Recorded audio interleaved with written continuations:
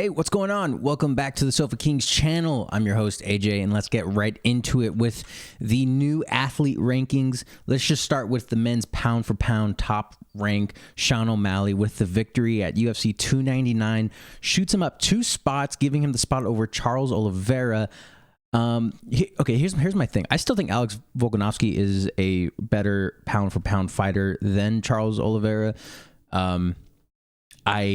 I see Charles probably losing to Arman Tsarukyan. I mean, I that's a bold prediction, I understand, but if we're being real here, it's going to be hard for a lot of the 155 division to just retain that top 5 spot. So, I mean, Arman's already in the top 4 spot, but you have Dustin Poirier, Justin Gaethje, and you have these guys who are just holding on to these spots, and not in a bad way. I mean, they're fighting. They're fighting these young, hungry guys, and they're keeping it. It's just going to be a question of whether or not Arman is going to be able to get that number one contender spot. If he gets that number 1 contender spot, here's the thing with Charles. I don't know how many more fights he's going to have in him. He seems to like doing a lot of other things outside of the octagon, and that's fine. There's nothing wrong with that, but we do know that it's going to be harder and harder for him to train when he has other things going on. And I think that's actually a factor with a lot of his losses, especially to like Islam. When you saw him doing the horse racing and everything like that in Brazil, and it's not that you can't have other hobbies. It's that when you are fighting at that high of a level, you have guys like Islam Makhachev who are doing nothing but training, eating, sleeping, training, right? Understandably, for the next couple weeks, they're going to be in Ramadan, so Islam probably won't be fighting for a little bit. But going back, I mean, some of the rankings haven't really changed too much.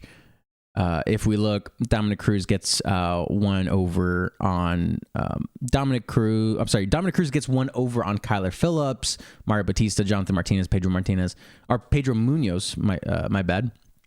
Umar Nurmagomedov is going to fight Corey Sandhagen. That's an interesting fight. Corey Sandhagen has some, testicular fortitude, if I'm going to go ahead and say that in any sort of fashion. He's got some testicular fortitude to take on Umar Nurmagomedov, who I would assume no one else wants to fight. I don't think anyone else wants to fight this guy. No one else is willing to take that chance when, in all reality, I mean, you're going to have to fight him eventually. Are you not? I mean, you're not just going to duck someone forever, but this is the fight game. Things happen.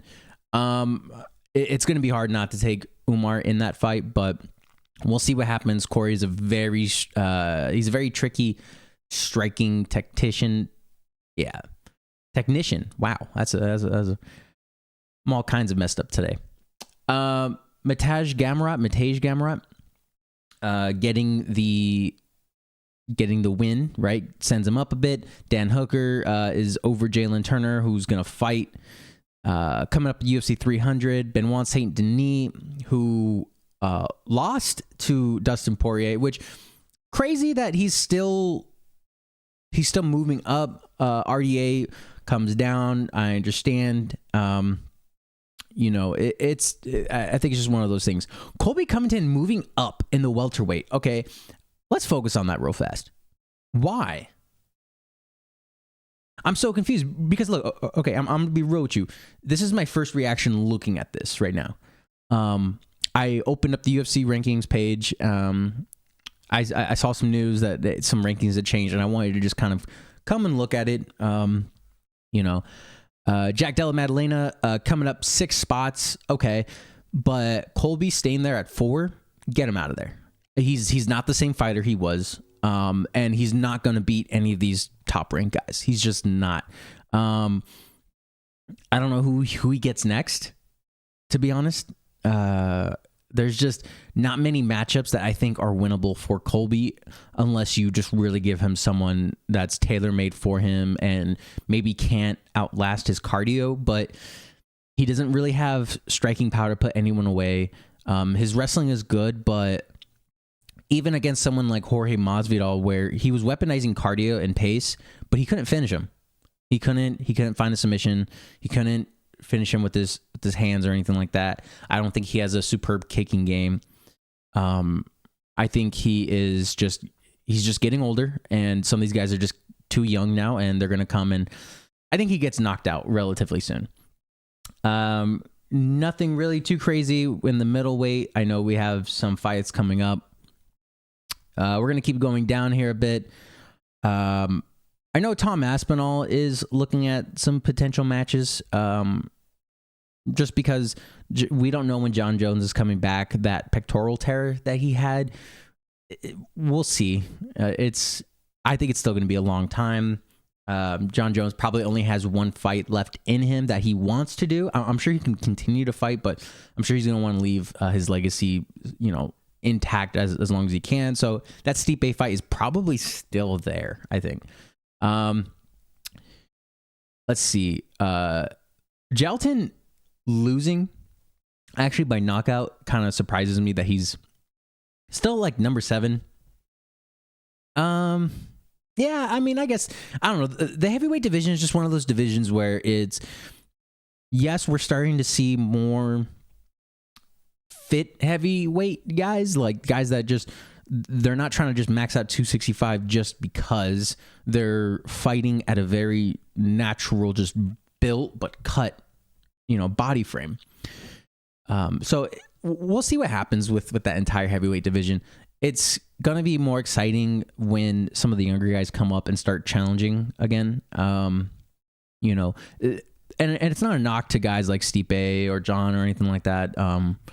You don't get GOAT titles for nothing, but you can tell that people are starving for something good at the heavyweight division. Like, okay, let's take Despain from this weekend, right?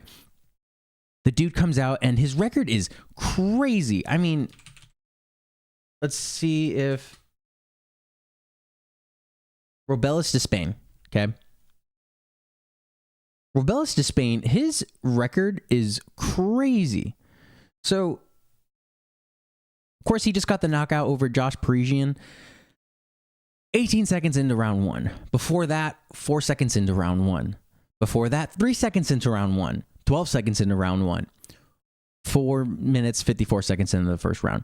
All right, this guy is just knocking people out left and right, and look, man, get him back in there as quick as possible. I want to see Robelis Despain fight as often as he can. And he's not weighing in at the max. He's coming, I guess this is his last weigh-in, maybe 261. So he's probably cutting a little bit just to get there, but he can't be cutting too much. But that guy has some serious length, and he has some serious power in those hands, and that's going to be some interesting matchups. I can already tell you they might match him up with a top 15 guy really soon. Give him 1 or 2 more matches just to kind of build his name, build more virality around him, because the company is going to love that. The UFC as a whole, as a company, they love when fighters get finishes, fast finishes. One, it's just one of those things that people are just going to love to see, right? Like, that's crazy. And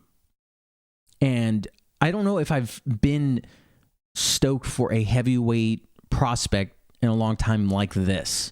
Derek Lewis had that, obviously, most knockouts in UFC, but there's something different about the way how this guy hits, and you can tell right away. And we'll see what happens when he gets a grappler. I know he comes from Cuba. I don't think that automatically means he trains with someone like a Yoel Romero, where he's going to get world-class wrestling. Even his style is Taekwondo. So I'm not too sure. I don't think... Let's see. Who else is he training with? Yeah, Ariane Lipsky, Bobby Sanchez. So I don't know if he's going to be getting much wrestling in there. So we'll see what happens, if that's a huge hole in his game or not. Macy Barber got the win this weekend, and here's my thing with Macy Barber.